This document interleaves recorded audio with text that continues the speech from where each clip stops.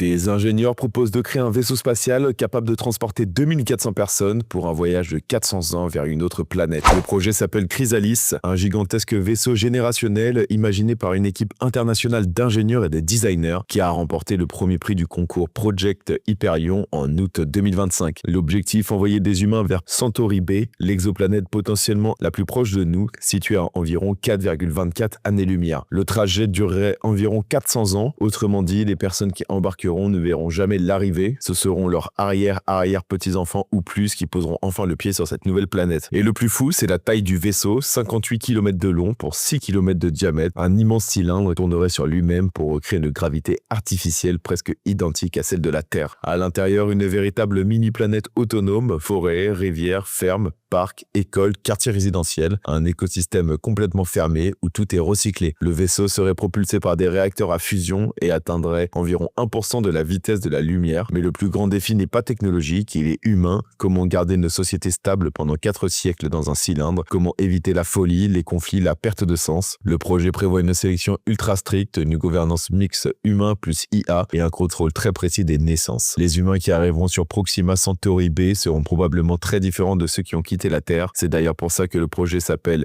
Chrysalis, une transformation complète de l'humanité. Pour l'instant, ce n'est encore qu'un concept primé, mais finalement aucune construction. Mais ce genre d'idée force à se poser la vraie question. L'humanité était prête à devenir une espèce multiplanétaire, même si cela signifie envoyer ses descendants vers les étoiles.